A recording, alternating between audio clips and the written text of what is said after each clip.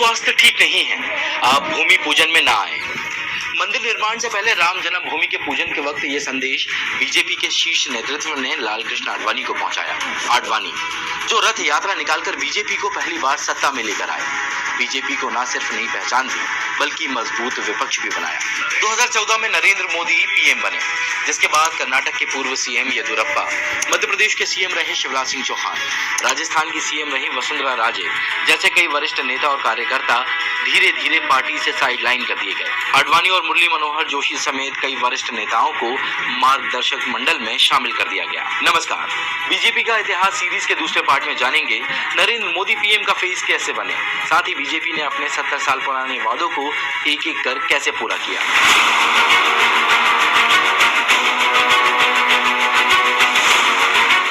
2012 में गुजरात में विधानसभा चुनाव में जीत के साथ सीएम रहे मोदी ने दिल्ली की राजनीति में कदम रखने की ओर इशारा कर दिया था। आपकी अगर इच्छा है तो मैं जरूर 27 तारीख को एक दिन के लिए दिल्ली हो आऊंगा। 7 जून 2013 गोवा। बीजेपी की राष्ट्रीय कार्यकारिणी बैठक में लालकृष्ण आडवाणी, जसवंत सिंह, उमा भारती, यशवंत सिन्हा जैसे दिग्गज नेता शामिल नहीं हुए। सुषमा स्वराज भी बैठक में 1.5 घंटे देरी से पहुंची। वजह थी नरेंद्र मोदी को प्रचार समिति का अध्यक्ष बनाया जाना। जैसे ही मोदी के नाम पर मुहर लगी, ये कहा जाने लगा कि पार्टी के बड़े नेता इस फैसले से खुश नहीं है। अगले ही दिन आडवाणी ने पार्टी की राष्ट्रीय कार्यकारिणी, संसदीय बोर्ड और चुनाव समिति से इस्तीफा दे दिया, लेकिन पार्टी अध्यक्ष रहे राजनाथ सिंह ने इसे स्वीकार नहीं किया और कहा कि नरेंद्र मोदी के नाम पर लिया गया पार्टी का निर्णय बदला नहीं जाएगा।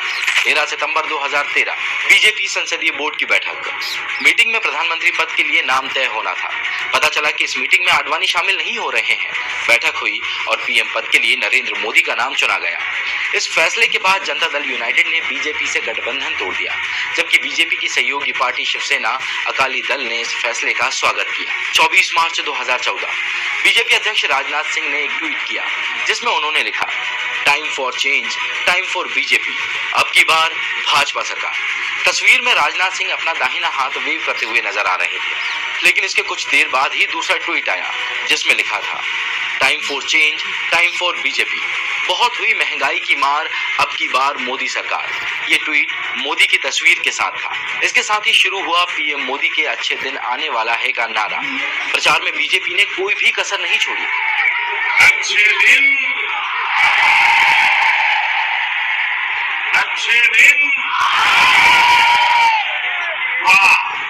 पार्टी ने दावा किया कि पीएम कैंडिडेट चुने जाने के बाद नरेंद्र मोदी ने 437 रैलियां की। इसके अलावा 1350 रैलियां 3D होलोग्राम से संबोधित की। मोदी ने 25 राज्यों में लगभग 3 लाख किलोमीटर की यात्रा करके चुनाव प्रचार किया और जिसका असर भी हुआ। 16 मई 2014 30 साल का रिकॉर्ड तोड़ते हुए बीजेपी ने 282 सीटें जीती और नरेंद्र मोदी ने देश के 15वें प्रधानमंत्री के तौर पर शपथ ली। मोदी का इम्पैक्ट विधानसभा चुनावों में भी देखने को मिला। 2014 में नरेंद्र मोदी के पीएम बनने से पहले बीजेपी 7 राज्यों में थी, लेकिन 2018 तक 21 राज्यों में सत्ता में आ गई। लेकिन इस बीच देश के कई इलाकों में मॉब लिंचिंग की घटनाएं हुई। 28 सितंबर 2015 दिल्ली, 52 साल के अखलाक। जून 2017 छत्तीसगढ़ के रामगढ़ में अलीमुद्दीन अंसारी की भीड़ ने पीट पीट कर हत्या कर दी। बीजेपी के कई नेता मॉब लिंचिंग के आरोपियों का बचाव करते दिखे। ऐसे में मोदी सरकार पर अल्पसंख्यकों के खिलाफ नफरत भड़काने के आरोप लगने लगे। आखिरकार लगातार बढ़ती घटनाओं के चलते पीएम मोदी मॉब लिंचिंग पर कानून लेकर आए। मान्यवर, मॉब लिंचिंग का बड़ा शोर मचा है, हमने उसको केयरफुली करा है। मॉब लिंचिंग के लिए भी 7 साल आजीवन कारावास और मृत्युदंड, तीनों का प्रोविजन कर प्रावधान मान्यवर लाए। इस बीच पीएम मोदी ने पिछले 70 साल पुराने वादों को पूरा करने की शुरुआत कर दी थी, जो जनसंघ ने पहले आम चुनाव में किए थे। पहला था ट्रिपल तलाक। पर्सनल लॉ में बदलाव का पीएम मोदी का ये पहला कदम था। 2016 में उत्तराखंड की रहने वाली सायरा बानो ने 3 तलाक का केस दर्ज किया था।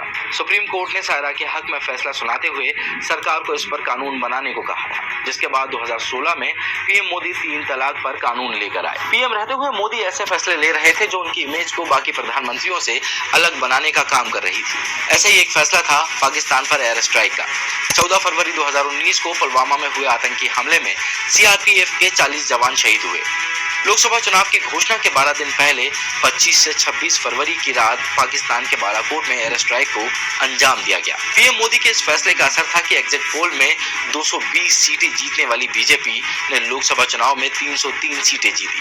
सीडीएस लोक नीति के सर्वे के अनुसार बालाकोट एयर स्ट्राइक के बाद 77% वोटर्स की पहली पसंद नरेंद्र मोदी बन गए थे। 2014 से भी बड़ी जीत के साथ नरेंद्र मोदी एक बार फिर पीएम की कुर्सी पर बैठे। अब बारी थी अपने दूसरे वादे आर्टिकल 370 को खत्म करने की। 5 अगस्त 2019 को संसद में जम्मू कश्मीर से आर्टिकल 370 हटाने के लिए गृह मंत्री अमित शाह ने बिल पेश किया। अनुच्छेद 370 के सभी खंड लागू नहीं होंगे सिवाय खंड 1 के नामक तदनुसार पढ़ा जाएगा। आर्टिकल 370 हटाने का वादा जनसंघ के पहले चुनावी घोषणा पत्र में शामिल था। ऐसे में 77 साल बाद बीजेपी ने अपना वादा पूरा किया। वहीं अयोध्या के राम जन्मभूमि मामले पर सुप्रीम कोर्ट ने 9 नवंबर 2019 को फैसला सुनाया। विवादित भूमि रामलला को दे दी गई और 22 जनवरी 2024 को पीएम मोदी ने भव्य राम मंदिर का उद्घाटन कर भाजपा के 27 साल पुराने वादे को पूरा किया। 2024 के लोकसभा चुनाव जारी है। पीएम मोदी ने एक चुनावी रैली में कहा कि बीजेपी 370 से ज्यादा सीटें जीतने के लक्ष्य के साथ लड़ रही है। जिसने 370 हटाया उस बीजेपी का टीका 370 सीटों से होगा। तो ये था बीजेपी